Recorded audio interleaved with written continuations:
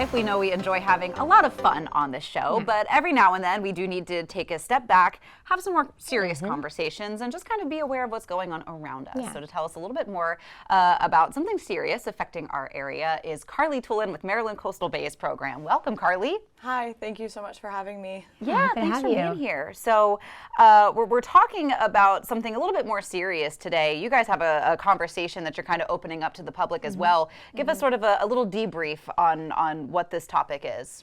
Yeah, so the Maryland Coastal Bays watershed has been facing an issue with habitat loss for several decades now, and it's mainly our islands that we are losing. And you know, this presentation that we're going to be holding is going to go over the history of island loss in the coastal bays, and then it's also going to talk about the species that it's impacting. But it's not going to be all doom and gloom. Sure. So we're going to talk about, you know, some of the projects that we've been working on to try and help relieve that issue. And then one of our greatest successes, which is our tern raft and how that's been helping common tern species. Nice. I guess, yeah, let's dive into maybe some of the species that are affected, because I think sometimes adding the cute faces to problems is part of what kind of ropes people into caring. Yeah, so the presentations will be focusing on 4 main species: black skimmers, common terns, royal terns, and Forster's terns. And several of those species are either listed in the state of Maryland or a species of concern, meaning that their populations have declined as much as 99% in the Maryland coastal bays.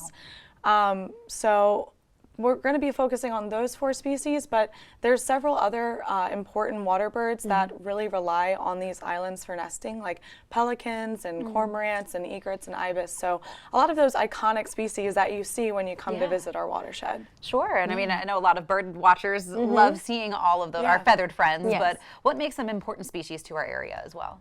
So the Maryland coastal bays, what's really great about our watershed and the Delmarva region in particular is that we are globally recognized as an important bird area by the Audubon Society. And what that means is that our watershed is incredibly significant and important to maintaining biodiversity, specifically related to our coastal water birds. And these water birds play an important role, and they are kind of like a sign of the health of our watershed, so they're an indicator species. And it's just really important for people to understand that this issue's been happening for a while now, and that, you know, we're trying to work towards solving that problem. Yeah. So what exactly is causing island loss, though? Can we talk about that a little bit? Yeah, so there's several factors that have been impacting island loss over the years. Things like erosion. You know, we live in a watershed that has a lot of movement of water, especially as you get closer to the inlet. And then, you know, sea level rise. The Delmarva region is being impacted by sea level rise more than any other region in the U.S. and even in the world. Our average is higher. And then, you know, we have things like subsidence, where our land is sinking. And last but not least, there's a lot of navigational dredging that happens, so that can impact the natural hydrology and flow of sediment as well. Yes, so I know a lot of folks that are hearing this conversation may want to get involved on a deeper level. You guys have a presentation coming up, like you said. Give us some details on that. Yeah, so on May 10th, Friday, at the Berlin Library, we're going to be hosting a series of really great presentations that are going to go over everything I talked about and more.